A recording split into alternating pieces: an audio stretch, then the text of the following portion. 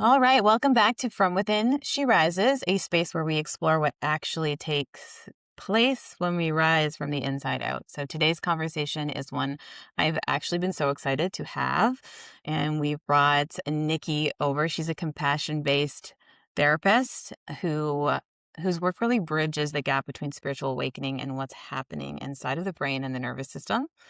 And I've personally worked with her before. She's incredible, and I can say without a doubt that, and I'm not exaggerating here, that it was a huge part of my unraveling, that having all these resources in my tool belt was part of allowing me to unravel so safely and so deeply. So today we are talking about the brain and what it is actually doing when our identity dissolves, when the shadows come to Mhm. the surface, and when the woman you've been becoming finally starts to emerge. So as Mhm. always, before we get into it, I like to do a little somatic drop in. So wherever you are, just allow your shoulders to soften. Let your jaw unclench. Taking a slow, deep breath in through the nose and a long exhale out through the mouth. Feeling the weight of your body supported beneath you. Just noticing that you're safe here. One more deep breath in and out. Let yourself arrive, not in thought, but in body. And let this conversation land deeper in that way. All right, Nikki, I am so grateful to have you here. And I'm Thank going you. to yes, I'm going to let you get this conversation started by just telling everyone a little bit about yourself and what you do. Sure. Thanks for having me, Jess. Okay, where to start? So I'm a mom. Probably my most important role that I have is that I'm a mother. Same.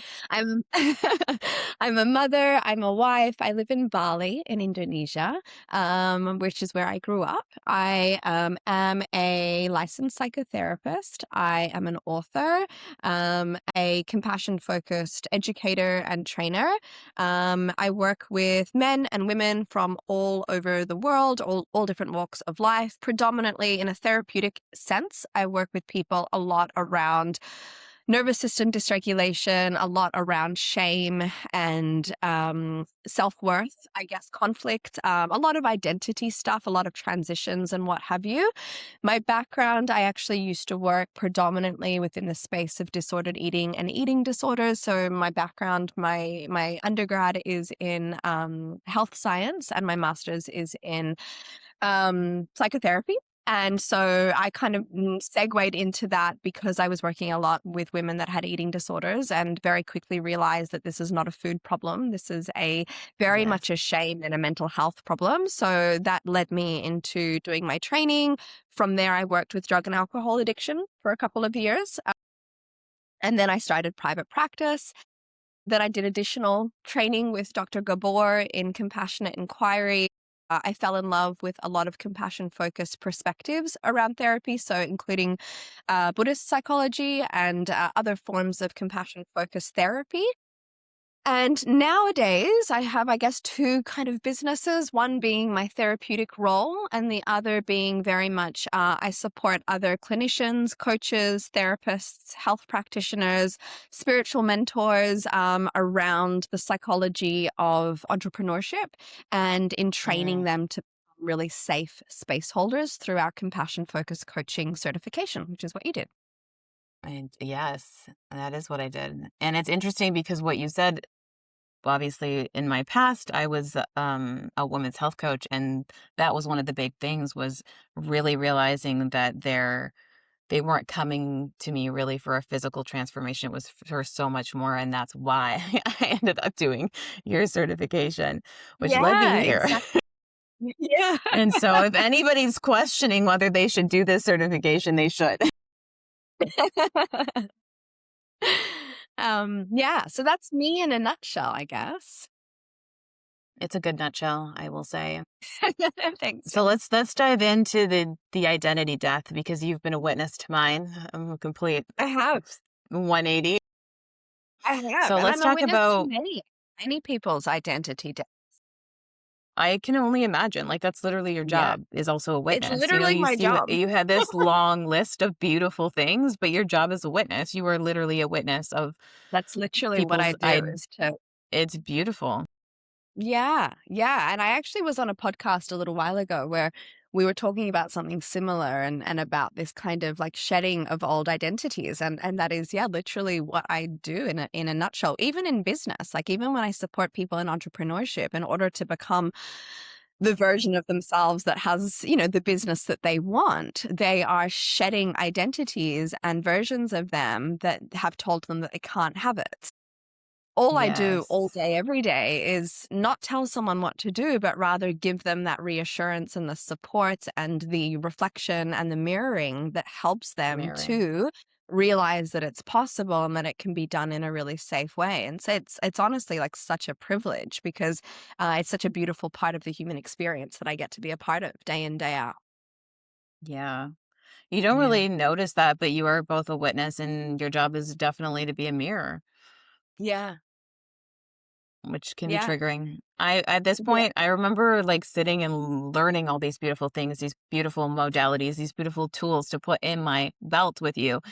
And now I'm like, okay, bring on the triggers, and not in like a crazy masochistic way, but every time I'm triggered, it's an opportunity for me to go in. It's an opportunity for me to just sit with that piece of myself. Why do I feel that way? And how do I sit with that little girl? So I now on this side of things, I see triggers so differently, and I'm not Yeah. avoiding them. No, they're such a gift. And I think they're the only kind of real solid portal into Yes. self-inquiry, really. Like we can look at our everyday actions, our everyday behaviors, but it's not really until a memory from the past comes into the present, which is what a trigger is. It's not actually until that happens that we realize and we have these like deeper conversations with ourselves where we can say, well, hang on a minute, like where is this coming from? Because this doesn't feel like me anymore. Or like, why am I so afraid? And actually I shouldn't be, or why did I slam the door at my husband when it was so like actually Yes. inappropriate to do that, like those moments afterwards where you question yourself and you think, hang on a minute, that wasn't me. it, they are the moments where we get to Mm, say like, wow, there is an yeah. identity or there is a part of me that is still holding on to a version of me from the past and it's showing up right now, and how can I meet that with compassion, with self-inquiry. Yeah. It's and if anyone's looking for like a fast track to shadow work, have children. Yeah, If you absolutely. I it's couldn't just agree more. it's like Speaking of just in your children, I face think all you day, hear every my day. son somewhere. I Oh, it's all apologize in good. advance. Okay. I mean, it's either a dog or kids screaming in the background here, so I'm used to it. Yeah. I had this realization at the beginning of my journey that, and it's interesting because it kind of speaks to what you just said, that the monastery got it wrong. That's how it came into my awareness, was like I just had this knowing that the monastery got it wrong. And it was around the idea that, monks, and it's not that they don't play this part, because obviously they do, but in order to fully integrate those shadows, you do have to go out into the world or have children. Oh, absolutely. Absolutely. And I think it's once again, not to take away from anything, but I think it's a very different experience to try to have a sense of inner peacefulness when your surroundings are not triggering. Yeah. Like, and obviously it Yeah. means being with yourself, right? So you're being with yourself, and a lot of our triggers come from our own mind. And we see that in many different Mhm. teachings, right? It's really us versus us most of the time. But when we are in an environment where we're in relationship with other people, we're in romantic relationship, we have children, our attachments to things and situations and people are strong, then of course the Yeah. reaction, the trigger may be different to someone who gets to or is in a routine, sitting in Mhm. with less distraction, less of the outside world infiltrating into what's going on. They are two different experiences for sure. Yeah. Yeah. Definitely. I definitely think at the beginning of my having to actually meditate alone, I would wake up at 4 and I would be like, okay, I'm like going in my corner, I'm meditating. Now I'm like, okay, when I get up, I meditate. If my daughter comes in, I can have an interaction with her and go right back into it. Um, and I think that's just like having processed so many of these triggers along the way. Not perfect by any means. Sometimes it gets frustrating. Um, But it's just interesting how you start, and the more you integrate, the easier it is. Like at the beginning, you're like, I can't meditate, I can't do this. And then down the road, I'm sitting here and I'm like, I have my like 2-year-old cross-legged on my cross legs and I'm sitting there meditating. So it's just interesting. But yeah, Yeah, absolutely. Absolutely. let's get into ego death or identity death, if you will. What is actually happening in our brains when an identity starts to dissolve? Okay. So I want to make it simple, because I think one of the things that, as an educator, I like to make things feel easy to understand and simple to conceptualize in our minds. So when we move through an identity death, usually usually it starts with some form of either like radical trigger. It can come from loss. So a lot of the time people have realizations around death. So, someone they love has passed away. They've had a near-death experience. They've become chronically ill. Like something's happened where they've realized essentially the impermanence of this physical life. And that really wakes us up. Right. That's a real indicator of like, hang on a minute, like, who do I want to be? How do I want to live? And this is something I meditate on all the time, which is actually it's a Buddhist form of meditation, that is a meditation around death. And that's something that helps me remain focused with like my intentions and my path that I'm on. So people can come to it through grief, through loss. They can come to it via consistently being triggered, as we've just spoken about, and realizing there must be something more than this. Like this can't be the way. And for other Yeah. people, it is a realization that comes to them, as it did, in some instances with you in many ways. Like they're sitting, they're practicing, they're going about their day, they're in meditation, and something happens where it radically shifts. And in the brain, it's challenging existing beliefs and existing systems that have always been there. So all of a sudden, there's this kind of like, hang on a minute, what? I've never, Yeah. it's almost like someone's shining a torch, right? And showing your Right. brain that there's a different way than what it's always believed and what it's always known.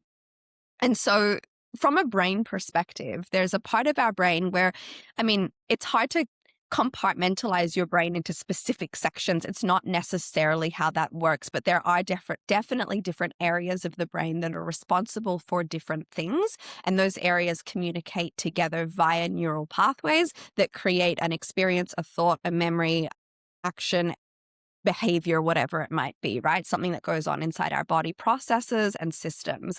And so for the most part, our self-referential beliefs, so our I am statements, are in a part of the brain, or predominantly found in a part of the brain called the default mode network. So this is where if I'm kind of daydreaming, if I'm kind of like checking out, if I'm just going about my day without really conscious awareness of myself, my identity is stored there. And that area of my brain has formed my identity from when I've been very, very young, right? 0 to 7 years Mm-hmm. old is arguably the most important time where we kind of refer to children at those years as being very egocentric. Yeah, everything Yeah. is about me and how I relate to the world. And my whole Mm-hmm. world comprises of me, my house, my caregivers, maybe my school. Mm-hmm. And that's as big as my Yeah. world gets. And then I am the center of that world. And I need Yeah. to understand at that age, how do I survive here? And this is Mm-hmm. where then I start to create my I am statements, or my I should be statements, or this is how I stay safe statements. Because everything that a child learns in those years needs to be a personality. They need to develop a personality, behaviors that will ultimately keep them attached and safe, because they need to survive. If they are not attached to their caregivers or their environment from a very primal nervous system perspective, we don't survive, we die. Yeah. So here forms the personality, therefore the identity. This is who I need to be in order to belong, in order to fit in. So for many people, Yeah. I should dress a certain way. I should act a certain way. I need to people please and appease my way through relationships to ensure that I am safe, that I am loved, or I need to be a perfectionist. I need to ensure people only Mm, see this side of me. I must never cry. I must this, I must that. If yeah. it's religious, spiritual context, if I am this, I go to hell. If I'm this, I go to heaven, right? I have Yeah. associations that are linked to my behavior. This is right, this is wrong, Mm. this is good, this is bad. Now, my brain loves that because our brains are prediction making machines and they are meaning making Mm, machines and they thrive off efficiency and repetition. And you got to remember that your brain is an organ, and like all organs, it needs to and wants to be as efficient as possible. And so for the mhm. brain, efficiency doesn't mean happiness and it doesn't mean Yeah. success.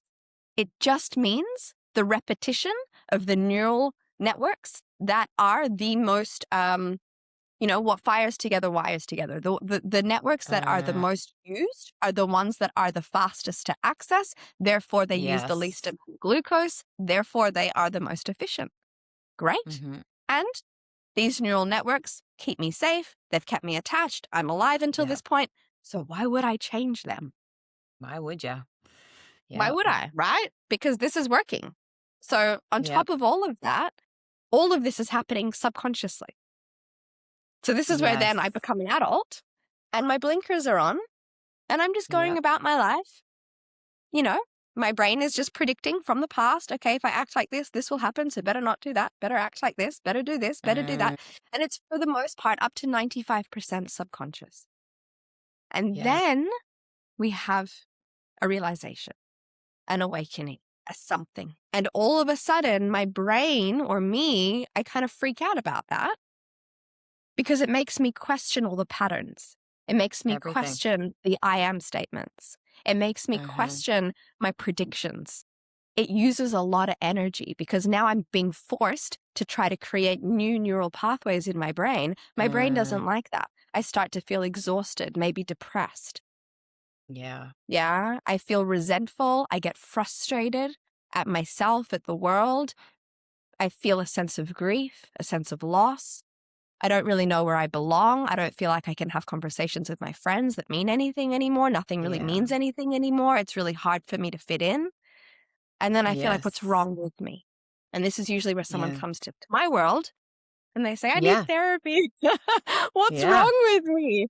And then we figure out what's happening. And I hope that that summary has made some form of sense, but I'm trying to I guess help listeners to understand that it's so profound and it's so hard Mm, because we're ultimately changing something in the brain that is not only repeated and therefore efficient and therefore it's preference, but it's also something that fundamentally at a nervous system level has kept you safe up until now. So yes. your brain is going to resist any form of change Yeah. because if you change, it thinks that you will die. Mm. I had someone describe creating new neural pathways in a way that just like stuck because it's like you buy this beautiful, like it's your spiritual awakening, right? Like you know what the beautiful thing is on the other side. So you just bought this mansion and you got the key, but all you have is this like 8 foot grass that you need to get through, and you need to like go through this path over and over and over again until you've created a new pathway to this beautiful thing. And that's like through every trigger. That's like through every consistent, whether it's meditation, it could be yoga, whatever it is you're doing to like integrate. But I feel like the integration, like the everyday, is so important. And I do what you said is true. Like it's very difficult because you don't have people to talk to about this. I live in small No. town Canada. Find me one other person that's half in the spiritual bag as me. I don't know what you want to call it. You Yeah. won't. You Well, it's and also hard to so communicate what's going on for you when you don't know what's going on. And so then you don't know how to articulate yourself. And that makes you also start to question yourself and feel like you almost yeah. ostracize yourself, which is also Mhm. one of the brain's greatest fears is that loss of social engagement. And Mhm. that's one of the other reasons why we don't want to change because we don't want to be cast out of the pack because that also leads Yeah. to death. Yes. Yes. It is right? true. You're sitting at a crossroads and you're like, if I change, I'm gonna die. If I like, Literally, there's no good literally. way. You're like, No, I hate no. being here. I know there's this other thing, but I can't do this. I like it's definitely like feeling trapped. So why do you think Yeah, it is that uncomfortable? I can't imagine it could be any other description other than feeling trapped, because that is really what it kind of feels like when you have this huge experience, especially if you wake up through an experience that's like you just can't ignore it. Um which I feel like it is exactly what you said. Like for me, it wasn't even like, yes, like the vision was the tipping point of like, okay, this is my identity now. Cool, let's go with it. But it was like the adversity of like fighting with my husband, and like I don't want to feel this way. I want to love him. Like be yeah, I just want to jump him when I see him. I don't want to start yelling at him. Um yeah, I guess like you could jump him either way that way, but you know what I mean. Um but yeah, it was like I feel like it's always something really uncomfortable. And yeah, in that discomfort, in that polarity, you choose to want something more. yeah, yeah. I mean, arguably, you are choosing what feels authentic to you, right? And this is an Mm, interesting kind of like part of identity. And you know, depending on what beliefs you have around spirituality or what have you, like a lot of the time, regardless of what texts we look at, what religion we look at, what we're, you know, whatever, it doesn't really matter. At the end of the mhm. day, if we're seeking enlightenment or samadhi or bliss or, you know, whatever it is, it's a feeling of inner peacefulness, right? That comes with being Yeah. at peace with ourselves, the world around us, finding a sense of acceptance and contentment and compassion and, you know, enjoying, you know, really recognizing the impermanence of this physical body and this physical life. And I Mm, think that enables us to have deeper connections, to be more in awe of the world and all of these things. And that's in every text. It doesn't matter what God it is. yes. It's always about this, right? And arguably, Yes. that is our authentic nature. That is the nature that we were in the womb, right? That is who we are, Mhm. actually. Yeah. And then we go through our lives and we become conditioned and we Yeah. build those walls and we build the I am statements and all of these things. And then at some stage, we have these realizations that actually this mask that I'm wearing, which is the old identity Mm, that once served me, it's not that it's bad or wrong. And this is what's really important for those that are listening. Who we are in our old identities or even in the identity you're wearing now, that is not bad or wrong. That person that you are, the yes. behaviors that you have, the personality you have acquired, it has been so significant and meaningful and needed, especially for people that Mhm. have experienced trauma in the life that you've had so far. It has kept you safe and Yes. it's enabled you to survive. And then what happens is that there's usually a realization that my life is not that anymore. I'm now an adult living in my home in Canada, or I'm now this, or I'm now a mother. And like, hang on, what do I actually believe? And where do I find that sense of longing for that inner peacefulness that I know resides within me somewhere? But that requires me Yeah. to go back to being authentic, authentically me. Yeah.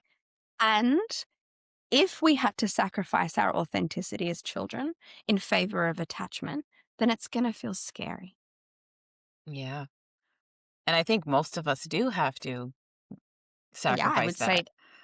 yeah, Like to some extent. 99.9%. To some extent. I Yeah. mean, even as a therapist, you know, I know and I see my 3-year-old sacrifices his authenticity at times to fit into our family rules. It happens. It Yeah. is a part of parenting. You It know, is and it's like, difficult. I hope that he goes and discusses this with someone one day because Yeah. I hope he it gets a is therapist their because of me one day. yeah, it's important. But this is why it feels so Yeah. challenging, you know, for those that are tuning in. It's you know, it's so hard because it's like when people say in manifestation, like the universe is testing you. It's not that the universe is testing. It's that you are experiencing something that you're now conscious of that doesn't align with you anymore. And you're coming into battle with your old identity. And you're having to make that Yes. choice. Do I go back here or do I find that willingness and Yeah. courageousness to make a change. That is the universe testing you. It's just you v you. Mhm. Exactly. And that's what going to manifestation, I always say that it's not like, I feel like it's a very rigid process, manifestation, the way people are teaching it. You gotta do it, you gotta write it down like this, you gotta meditate and do this, and like, yes, there's the thought, the idea that you want to manifest, and then there's the emotion that you need to bring into it. But here's the tricky part. You then need to walk the walk like you already Yeah. have it. You need to do something You need to be the woman that already has the thing, right? And that means doing exactly. exactly what you said. When you're going up against that old identity, you're saying, "No, that's not me anymore." And that Yeah. takes a lot And of this is courage. the So hardest part. it's absolutely, whether it's spiritual awakening or you just trying to manifest something, like, you wonder why your manifestation is going to crap, it's because you're not acting like the woman, the man, whoever's listening. I mean, this is called From Within She Rises. I don't know that there'll definitely be a lot of men listening, but um it's because you're not becoming that expanded version of yourself that can hold that truth. Yeah. Yeah, absolutely. Absolutely. Absolutely. It's the choosing, and I often say this to my clients, and also to my like my business mentoring clients as well, because essentially what they're trying to do is like manifest, their business, whether that be income or impact or whatever it is, Mm, and that requires a different version of them that can be more seen online, or that can have yes. a business that grows, right? It's still an identity change. And Yeah. in that, it's always, I always say to them, like, it's not, you can do all the affirmations, the journaling, the meditation, the this, the that, as you said. And those things are really powerful because they do help to prepare the brain and to Absolutely. find a sense of safety within the body around who it is that I'm Mhm. becoming. So I'm training the brain. We call it mentally rehearsing. I'm visualizing, I'm mentally rehearsing like who it is that I can be so that I can see it. A fun fact about the Mhm. brain is that if we can really have a vivid imagination, is that it can't tell the difference between that Mm, and reality. So the more that we mhm. visualize ourselves as we are, the easier it is Yes. to step into her shoes. But Mhm. then when an opportunity arises, the hardest part, even harder than actually doing, is remembering to pause, remembering to stop. And this is where that Yeah. embodied piece comes in. It's like, okay, let's use your husband as an example. Like, he walks into the room and he mentions something, and you notice that there's like a fire rising in your chest that would have Mm, initiated an argument in the past. So the noticing happens in the body first, which is why embodiment work is yes. important. It's like, I'm feeling the tingling coming up in my throat, and it's going to make me Mhm. want to act a behavior, make a comment, Mhm. say something that's going to elicit an argument. Now, Yeah. before I have the opportunity to change the behavior, I have to notice that the behavior is about to happen. And I notice that through Yes. pausing and checking into my body. Yes. The hardest part of the whole thing is, what do you feel Listen. in your body? What sensations are associated with Mhm. the old version of you? So that when something happens, Yes. you can pause and you go, Mm. there she is. And then we go, Yep. okay, and here I am. And here Mm. I've got this choice that changes my whole life. And I'm going to take a breath, and I'm Yes. going to let this fire simmer. And instead of me saying, oh my Yes. God, what the F is wrong with you, to my husband, I'm going to say, Mm. that's interesting, babe. I didn't think about it like that. You want a cup of tea? And I just shift it. Yes. Yes. And That's then we beautiful. move on, And I think that is what a lot of people miss, is the pause. And that's interesting because I've never thought of it that way, but it is such a beautiful and easy way to think about it, and also that's why the practices are important. That's why the journaling is important. That's why the somatic practices are important because it brings the awareness, right? We can only change what we're aware of. Exactly. Exactly. We can only change what we're aware of. And, that process is in itself, like I said earlier, so much of our actions and behaviors are subconscious. And so a big part of Mm, healing, if that's what we want to call it, healing, evolving, but, enlightenment, whatever it is, it's about bringing the unconscious or the subconscious into conscious awareness so that we realize we yeah. have a choice. If I don't do that, if I'm not doing the journaling, the therapy, the talking, the inquiry, the chatting about myself, the understanding myself, the meditation, the sitting in observation of self, if I'm not doing any of that stuff, then I don't even realize that there is anything to change, because I'm not even aware Yeah. that there is something out, like, I don't question my behavior at all. I just Mm, live. I just do. yeah. There's no part of my brain that asks myself, huh, I wonder why I did that and not that today. And this is like Again, most of why the world. kids are a great option to push you into it because they'll show you that you need to pick up a journal. Exactly. Yeah. Exactly. Yeah, Yeah. exactly. Compassion is really important in all of this, having compassion for ourselves. And then obviously, it's a very important part of your approach. So, why do you think compassion is so crucial for actual neural rewiring?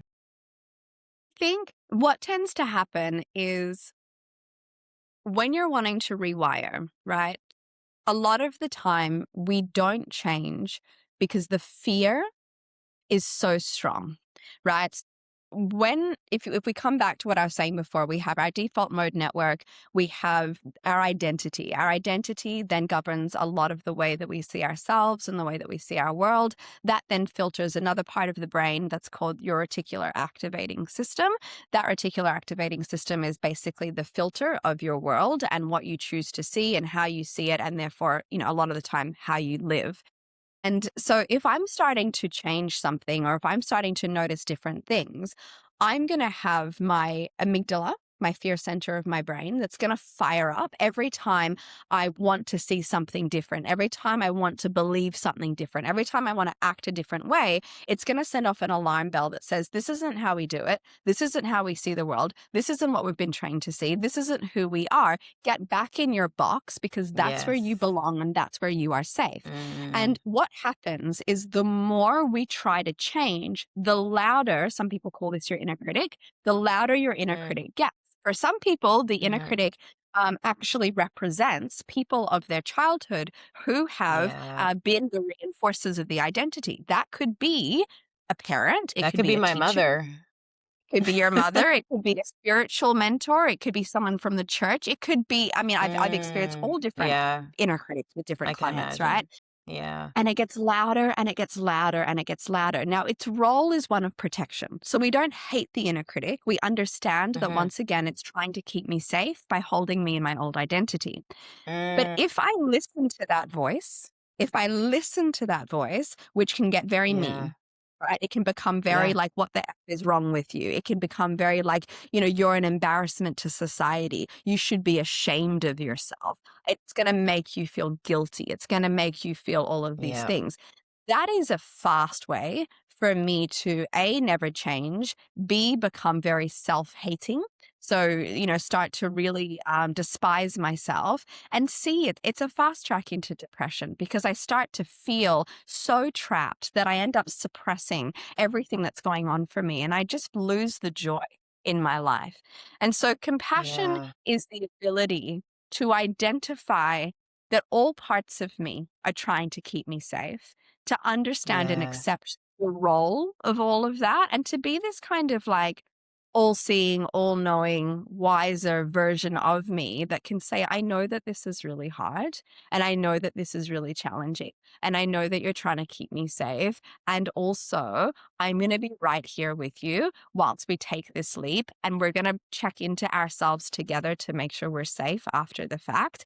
And it's okay. And compassion is just this like validating, accepting, meet you where you're at, like energy. It's the version of you that speaks to your best friend. It's the version of you that soothes your crying child. It's the version of you that when your client says to you, I want to give up, speaks back. It's like that really wise inner voice.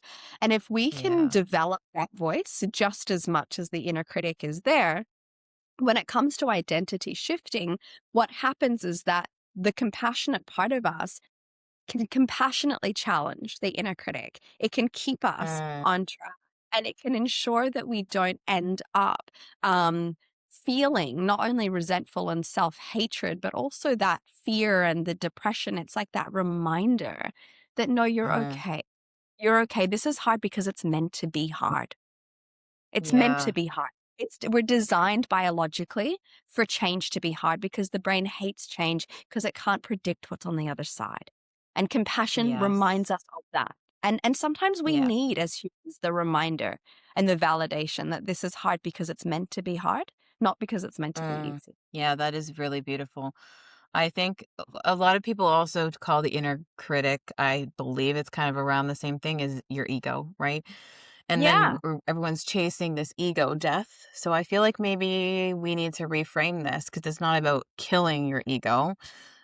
It's about the integration of it. And I've also really realized that a lot of people that are still looking for this divinity outside of themselves instead of finding the one that's inside, yeah, are they also still externalize ego or the devil or the inner critic? You know, you're putting all the blame on this thing that's outside of you when really you yeah. need to be holding compassion for that space. So I think maybe we need to reframe ego death. What are we going to call it if we can't call it ego death?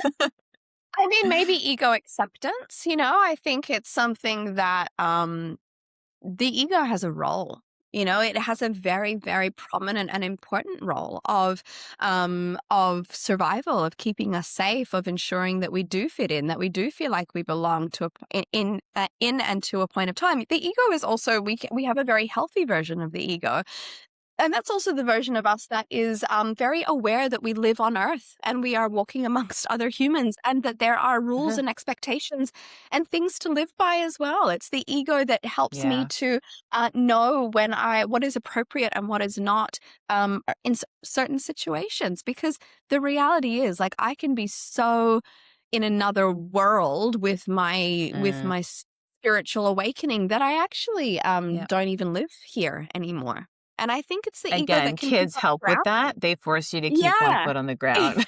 Exactly. And I think it's spiritual to remember that you are also here in the 3D. Yeah. Yes. I It's feel like important. that's where I live is the liminal space, and Mm, I love it. Is where yeah. I have moments where I'm like literally having a vision and the next time I'm changing a diaper, that Yes. I can like bounce back and forth. I love the liminal space now, Yeah. now that I live in it. Yeah. And I think And it's important. it's a beautiful bridge to be living on and just Yeah. like bouncing Yeah. back and forth all the time, you know? Yeah. Yeah. Yeah, and I think that's I mean, I'm not gonna speak for anyone else's experience, but I think it's a healthy place to be. It's a healthy place to be able to have one foot on the ground and one foot, really connected to your version of source, whatever that is, and to Mhm. realize that, to eliminate that fear of your authenticity, the fear of your light, the fear of like becoming Yeah. and living once again in this one life. Like you're not going to have this exact life again. So it's like, how do we remember that and live I as was gonna if every ask you if like, you Yeah, I was gonna ask you if you believed in reincarnation. You just answered my question. yeah, I mean, I don't know.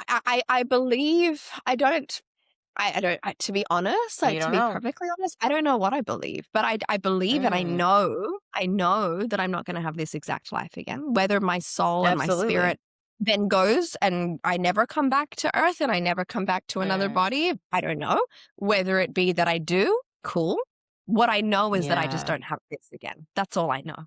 And that's what I Yeah. believe to be true is that what it took to get You're me not. here and Yeah. be born in this life is like a Mhm. miracle. So Yeah. like for that to happen again in the exact Not way, gonna shape, happen. and form, I don't think it's gonna Mhm. happen. And I think that so if we just get rid of but why, but how, but like, all of these Mm, things, but you can make our mind go like, it's such yeah. a big philosophical discussion. And this is where people get really overwhelmed. Just to be accept, it's just not going to be like this again. So how do I make the most No. of this and allow that to be your why? Like Mm, let that be bigger than your fear, than any fear. yeah. Because Yeah. that's also what your The brain needs. Yes, absolutely. And I think along this process, I've always been like, oh, I've known this truth. And then I know that. And then what I've really realized is that I'm never going to know absolute truth. And this can be my truth No, right now. Like right now, I definitely feel as though I've been here before. Um, and I feel one thing I really do believe is that we are eternal. The spirit is eternal. And will mhm, I come back again? I don't know. And if I do, I'm not going to remember this. So you may as well enjoy. Like, if you don't remember your past life now, you're not going to go to the next one and remember this. So you may as well be present and enjoy the one that you're in. But it absolutely. can be definitely be overwhelming in the spiritual world of being too far up in the air. And that's why I also feel like it's like masculine, feminine, right? It's the yin and the yang. Mm, And we're mhm, also the spiritual, like that awakening feeling is very feminine. You know, you start to, mhm, your head's up in the clouds, you're getting all these mystical, mhm, beautiful experiences. But if you can't also grow your masculine to hold that here, mhm. you're not going to make it. You're going to get, in my opinion, the anxiety and the overwhelm is going to catch up to you eventually. Yeah, yeah. Well, a feminine energy without a container is chaos. Yeah. It's So chaos. It's it's yeah. absolute chaos. There's no direction. Yeah. You know, the masculine is the vessel that holds and guides, That you know, holds. and I think Yeah. that that's really important that people, it's like this glass of water, you know, my water in here, the water represents the yin, right? That's the feminine. It gets to be in the water glass and it knows where to go because the glass is holding it. If I Yeah. tip this out, it just makes a mess on my floor. I Yeah. think that, and without the water in the glass, as in without the feminine with the masculine, the glass is rendered useless, Mhm. right? So it's, Exactly. Yeah. I think as it, you know, you make a great point that always we need to be finding that balance. And when I say balance, I never mean that in 50-50. I just mean the balance No. that is necessary in the given moment in time to fulfill I feel whatever like it's task always you. like It's always, yeah. we're just You going know, one even and if then you the think other. about Yes. like, yeah, masculine, feminine in the way of like seasons or the time of day. Like an Mm. afternoon might be like 70% feminine and 30% Yeah. masculine to create the afternoon because we're moving into nighttime, right? So it's just Yeah. balance can look like different percentages, but it's always there to create something. Mm. That's beautiful. Thank you. Yeah. So from your perspective, what's different in our brain and our nervous system when someone who returns to an old identity, like they have a spiritual awakening and they go back into, if we're calling it ego or whatever, we're going back into the old identity versus someone who truly starts to integrate and who becomes the container that can hold it. So I think here, I mean, I like to say like practice makes perfect is so Sure. relevant here, right? So as we know in the brain, A, it doesn't like change, as I said before.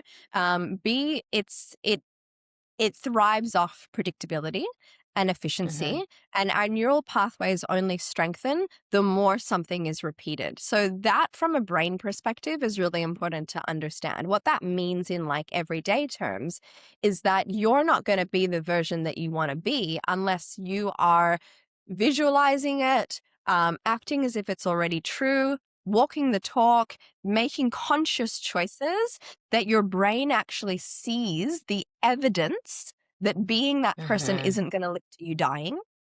And when all of those Mm, things are yeah. happening on repetition, you then end up creating new neural pathways which are stronger than the identity Mm-hmm. before, which then kind of, Mm-hmm. if you will, replaces the self-referential beliefs in that default mode network. And when that happens, that's when you kind of up level and you fully embody that next level identity.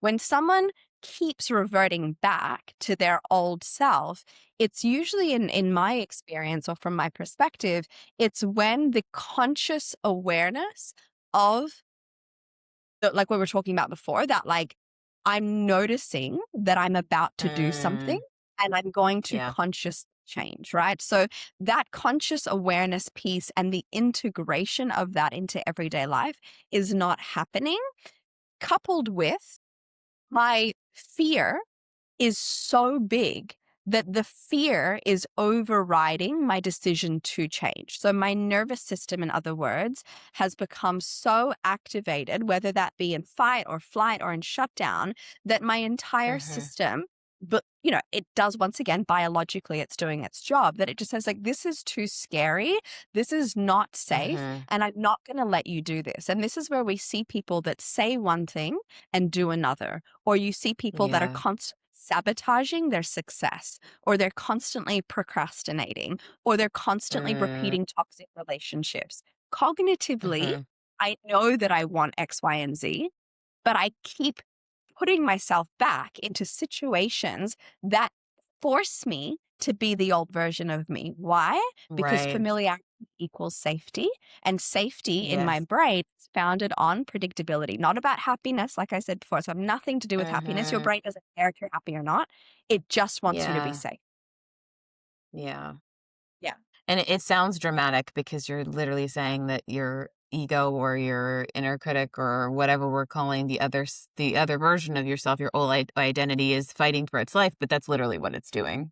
That's It literally what it's doing. knows that when you make this shift, when you start embodying this new version of you, it doesn't exist anymore. Not in the sense that it Yeah. does now. It's not like it disappears, but it has to evolve with you. It has to evolve and it has to come across like, I think what a lot of people don't realize, and I think you and I were speaking about this very briefly earlier, is like when we change, like there are so many things that change with that. It's like not only do we live and breathe and exist in a different way, and in some instances we have different responsibilities, we have different pressures. We can be afraid of success. We can be afraid of being the version of us that holds more responsibility, the version of us that maybe holds ourselves more accountable. Not only that, but there is grief and loss that comes with it. And our brain doesn't want to feel grief and loss. It doesn't want the relationship with my mother, my father, my sister, my best friend to change because it inevitably will change because you are fundamentally different. Therefore, your relationships will be different. And a lot of people get angry or frustrated. Like a simple version of this just is like when someone learns how to implement boundaries, right?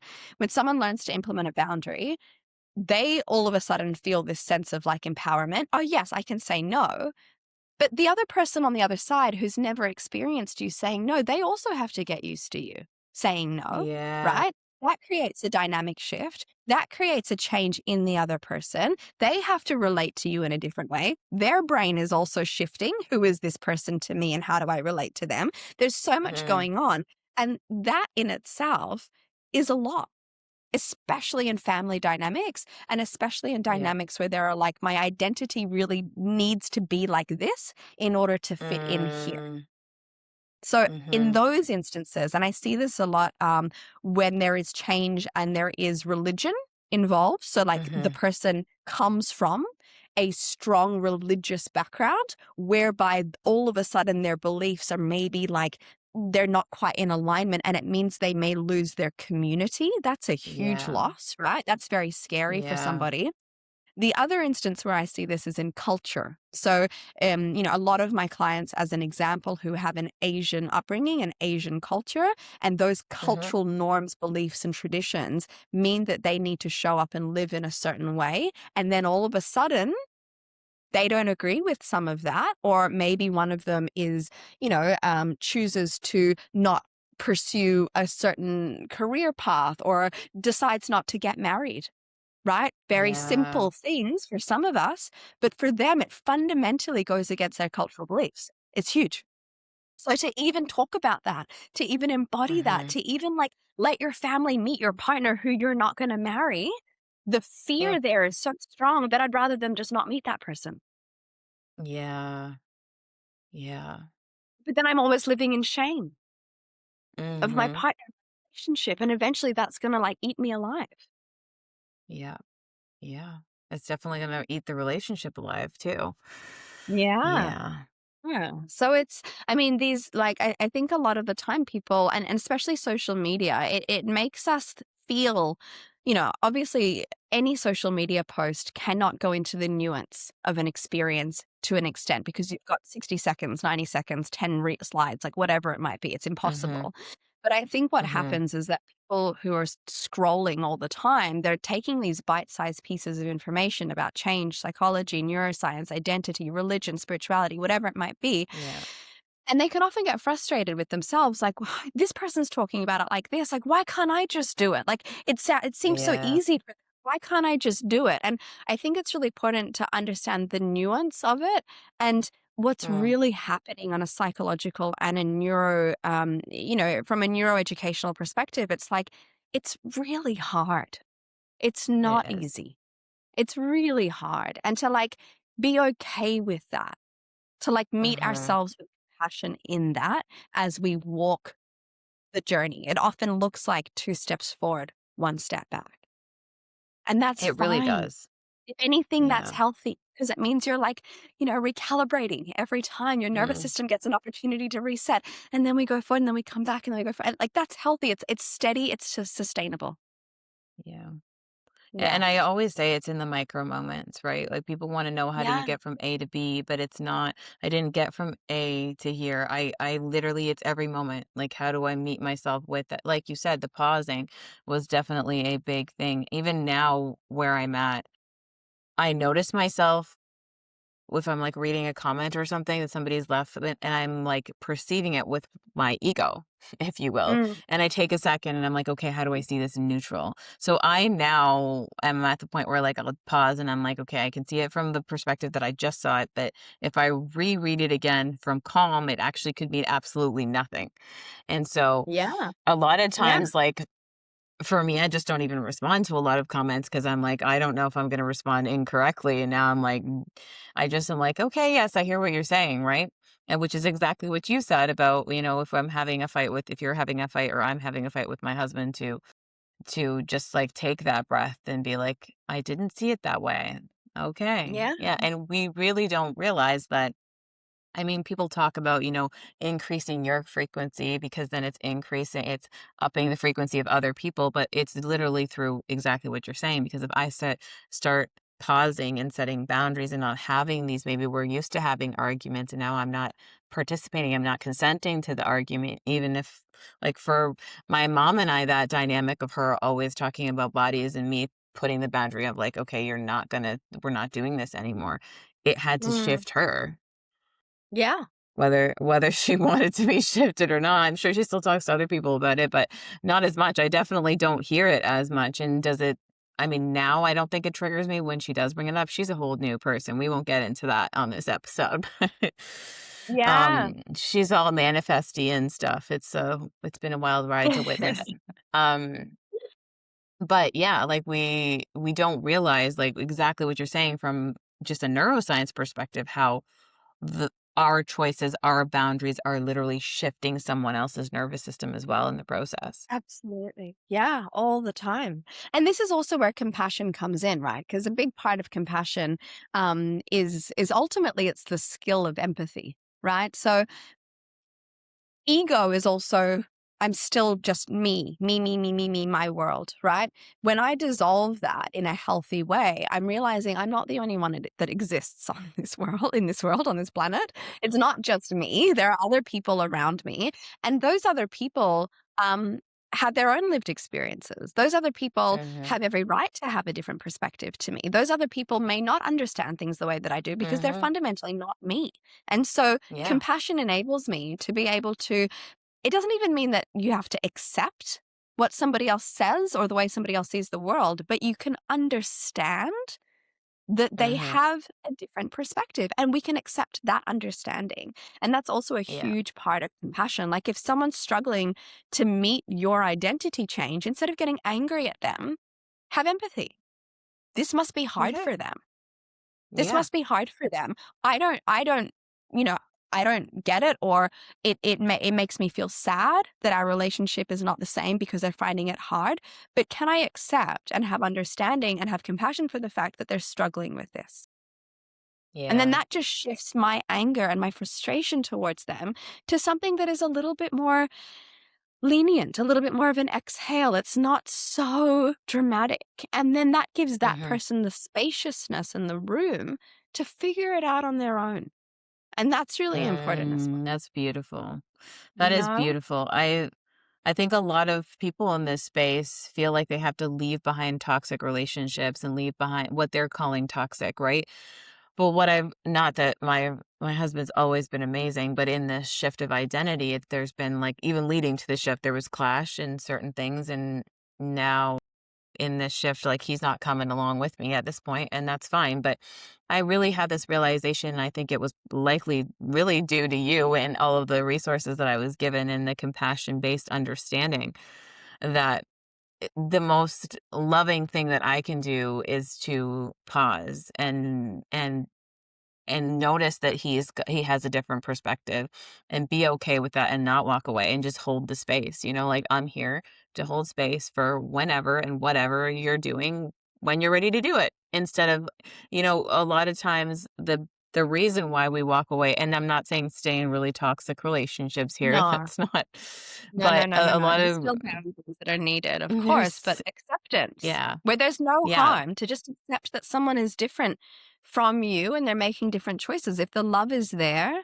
and ultimately in a romantic, if you want to stay together, the love is there, the love is strong, and you can recognize that you're fundamentally two different beings, like choosing to have a life together, and that you're going to naturally evolve at different rates. Like, can you accept that? And yeah, can we accept that also each person's evolution towards whatever we want to call it, enlightenment, whatever you want to call it, like for some people that looks like therapy, for some people it looks like meditation, for other people it looks like self-contemplation, for somebody else it looks like going to a retreat, for someone else it looks like, going on a solo trip for 3 months to the Himalayas, like, whatever. It can look like different things. For some people it looks like, yeah. you know being convicted and spending time away and having to like Having have to this spend whole, time by yourself. Yeah. literally, like people find it through all different ways, shapes, and forms. No one way is the right way.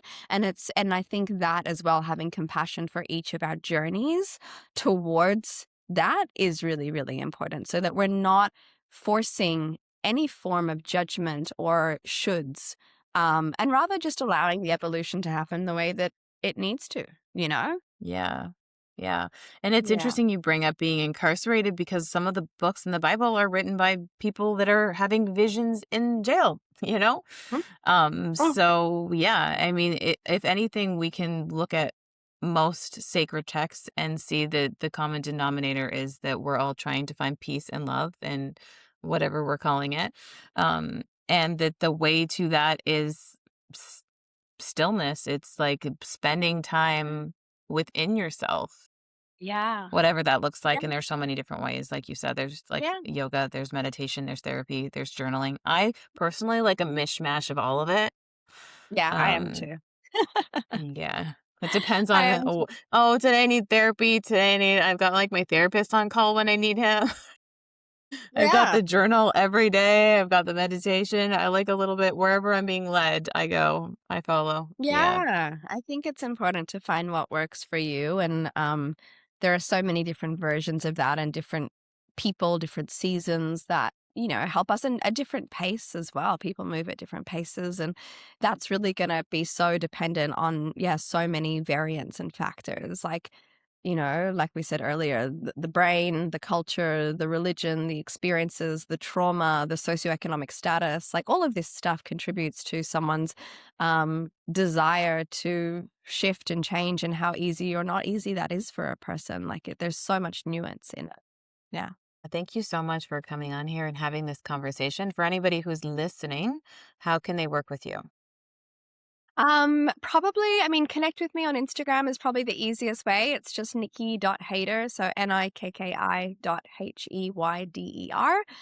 Send me a DM, say hi, and we can kind of go from there. Usually it's one of two things. It's either personal therapy, or it's in that real, I work with, yeah, like I said, entrepreneurs, healers, helpers, therapists, spiritual mentors, all of those types of people that really feel that desire to get their work out into the world, that want to help others, that really have that goodness in them. They're really heart led, but they do feel blocked and limited in getting themselves out there because they're afraid. And that's like where I interject the two different areas. And then obviously there's the certification that you did, which helps you to become a compassion focused space holder and to apply some of the principles that we've been speaking about today, into the way that you hold space for others. Yeah. I think that I think it might have been in Baseline. That was your Yeah. other, The yeah. nervous system There was program. Yeah. the video with the child having a tantrum. Hmm.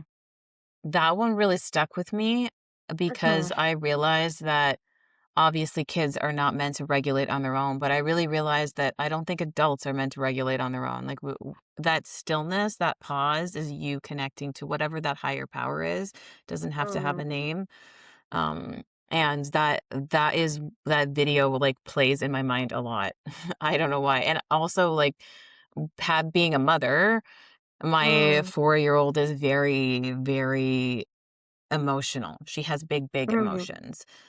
And mm. I've been like literally just doing like holding her and teaching her breath work since she was 2. So I've got like a little 4-year-old that knows how to do breath work and that has like healthy tantrums and feels safe doing so. And yeah, thank you for that. You literally made me a better parent. So if anyone wants to be a better parent or a better coach of any kind, they should work with Nikki. Thank you Oh, thank all for you, being Jess. here with us. Thank you. And I will see you in the next spiral.